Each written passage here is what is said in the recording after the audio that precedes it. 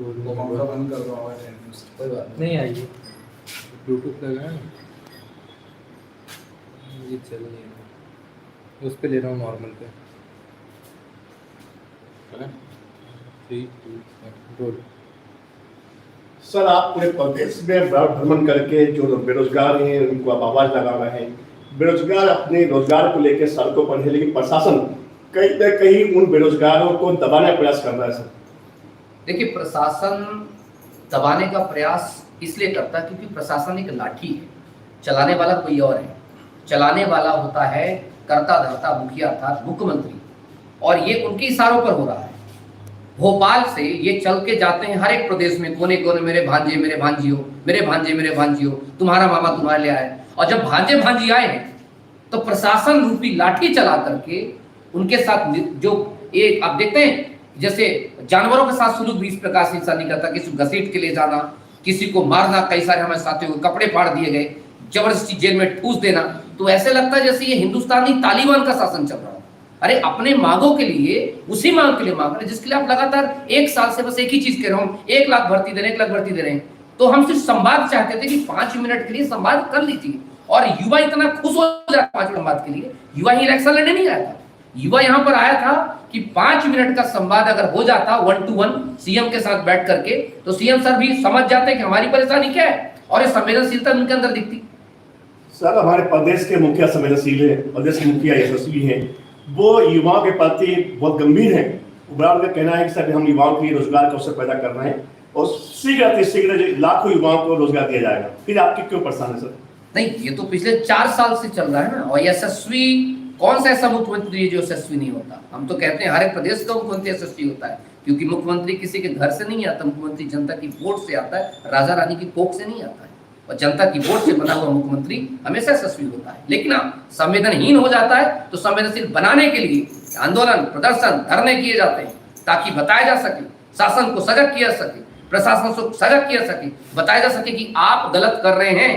और यही एक तरीका है लोकतंत्र में कि जब सरकार विमुख हो जाए, सरकार असंवेदनशील हो जाए, सरकार जब भर्तियों के नाम पर ड्रामा करने लगे, भ्रष्टाचार करने लगे, और तमाम जो युवा है उन युवाओं की जो है अनदेखी करने लगी, तब आवश्यक हो जाता है पढ़े लिखे युवाओं को सड़कों पर उतरना। सर, प्रदेश की जितनी भी संगठनें हैं कहीं ना कहीं महात्मा गांधी को मोड़ रहे हैं, उनके आदर्शों चलन कर रहे हैं, गांधी जी को ज्ञापन तक सौंप रहे सर। तो क्या सर ये युवा भी गांधी की तरह जाएंगे सर? देखिए, गांधी एक विचार है और गांधी के विचार को लेके तो हम सत्याग्रह कर रहे हैं। और अगर हमें कोई और विचार लेके करना हो तो लाठी डंडे लेके निकलते। अगर हाथों में झंडे हैं, हाथों में तिरंगा है और हाथों में बस एक नारा है कि मामा हमें हमारी भर्ती दो, मामा तेरे काल में 3 लाख पद खाली हैं, हमें भर्ती दो, वंदे मातरम गा रहे हैं, तो ये क्या है? गांधी हर एक व्यक्ति के अंदर गांधी है, इसीलिए तो वो खा रहा डंडे तब भी कुछ नहीं कह रहा, चिल्ला रहा, चीख रहा है तब भी तो कुछ नहीं कह रहा है। उसके प्रदर्शन में गांधी है, पहले से गांधी चले आ रहे हैं, गांधी का आदर्शों को तो मान रहे हैं, तभी तो इतना बर्दाश्त कर पा रही है सरकार, और हम बर्दाश्त कर रहे हैं। नहीं तो इतना युवा है, ये युवा अगर एक बार अगर उद्वेग हो जाए तो आपको पता है प्रशासन को संभालना बहुत मुश्किल पड़ जाएगा। लेकिन युवा पढ़ा लिखा युवा है, शिक्षित युवा है, ये जानता है कि हमें गांधी के आदर्शों पे चलना है, और उनको अच्छे से पता है कि गांधी का देश है, ये चंद्रशेखर आजाद का भी देश है, ये भगत सिंह का भी देश है। तो जो हमारे पास नरम भी है, हमारे पास गरम भी है, दोनों हमारे पास तरीके हैं। लेकिन पहले जितना मान जाए सरकार, जितना नरम तरीके से मान जाए तो ठीक है, नहीं तो अभी आएंगे ना, अभी 8 महीने बाद आएंगे हमारे घर में गोड़ टेकने, पांव पड़ने, दे दो हमें वोट दे दो, तब इन्हें बताएंगे। सर, क्या आप सरकार को कहीं ना कहीं सालों में सर आप बता रहे कि चुनाव आने वाला है और युवा तैयार है? ये तो इशारा क्या, मैं तो खुल के बोल रहा हूँ, सरकार को समझना है तो समझ ले, क्योंकि इस बार हम अपने गांव में, अपने ब्लॉक में, अपने जिलों में आपको घुसने नहीं देंगे। आपसे पूछेंगे कि क्या हाल है साहब, आपने हमारे डंडे से स्वागत किया था, तो चलिए हम भी आपको गोबर से स्वागत करते हैं, चलिए हम आपको अपने गांव में घुसने नहीं देते हैं। खुले हम कह रहे हैं ना, बंद करना सरकार बंद कर ले, लेकिन एक मुख्यमंत्री को सोचना चाहिए कि जो युवा आया था ये पढ़ा लिखा युवा है, जो पिछले 4 साल से, अच्छा ये बताइए, खुद चीफ जस्टिस साहब कह रहे हैं, खुद मुख्यमंत्री आज गृह मंत्री जी के यहाँ मीटिंग चली थी, एसपी साहब कह रहे थे कि मेरे जिले में लगभग 250 ज्यादा पद खाली रिक्त हैं, किसके? कांस्टेबल के, और एक जिले में 250-300 की बल की आवश्यकता है, तो बामन जिले का क्या हाल होगा?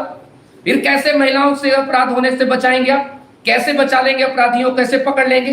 कैसे राज्य को सुरक्षित कर लेंगे आप?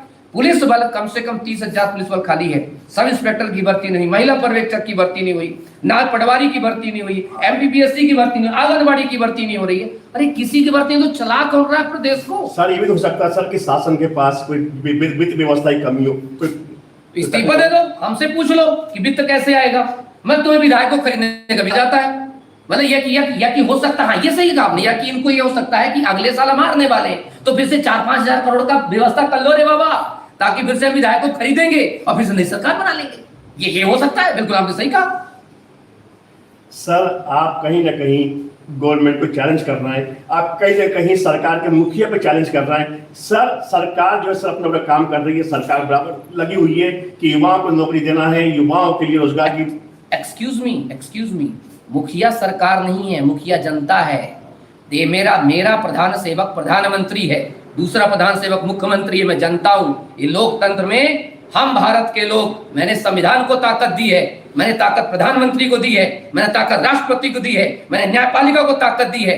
मेरे लोकतंत्र में जनता ही राजा है और ये जितने भी मंत्री प्रधानमंत्री जितने भी लोग सिर्फ सेवक हैं। एक्सक्यूज मी, इनको मुखिया मत कहिए। मुखिया कौन है? मुखिया देश की जनता है, प्रदेश की जनता है। ये नौकर है, इनको समझना चाहिए कि हम जिनके टैक्स से पलते हैं, जिनके टैक्स से आगे बढ़ते हैं, उनके बच्चों के साथ ऐसा सलूक कभी नहीं करना चाहिए। सर ये तो मैं खुले तौर पे कह रहा हूं, इनको एक बार बोलिएगा, इनसे भी कभी अगर बाइट मिले कहीं पूछिएगा कि क्यों सर आप जिस जनता के द्वारा बनाए गए हैं, जिस जनता ने मालिक ने आपको चुना है, आप उसी के साथ धोखा कर रहे हैं, उन्हीं के बच्चों को कूट पीट रहे हैं, उन्हीं के बच्चों को सड़कों में लताड़ रहे हैं। आपको लगती बस शर्म नहीं आ रही है? एक मुखिया, आप ऐसे मुखिया कह रहे हैं आप इसको? अरे हमारे यहाँ गांव में मुखिया में क्या होता है, घर के मुखिया को किसी का पेट दर्द करे, मुखिया को नींद नहीं आती है, यहाँ लट्ठे चल रहे हैं, मुखिया घूम रहा है। कमाल की बात करते, कैसे मुखिया है तो? फर्जी मुखिया है तो।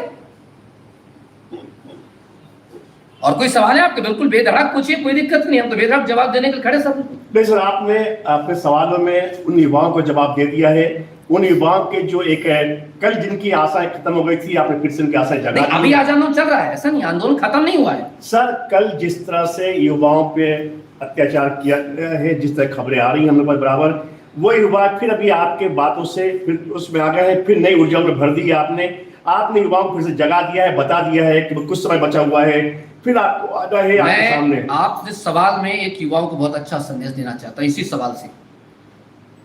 क्या कभी कोई भी पार्टी भले ही कितना भी हारे, क्या कभी भी मुख्यमंत्री बनने का सपना छोड़ देती है? नहीं। क्या प्रधानमंत्री बनना सपना छोड़ देती है? राहुल गांधी ने आज भी सोच रखा प्रधानमंत्री बनूंगा, तो तुम भी सोचो तुम्हें अपनी भर्ती मिलेगी। और वो अगर पद यात्रा कर रहे हैं पूरे भारत की, तो तुम मध्य प्रदेश की यात्रा कर लो, तुम भोपाल तक की यात्रा कर लो, अरे कुछ नहीं तो अपने विधायक तक की यात्रा कर लो, उनको पकड़ो, उनको घर से बाहर निकाल के पूछो कि काहे को हमने तुम्हें बनाया था भैया, इसीलिए तो चुना था कि तुम हमारी आवाज को रखो।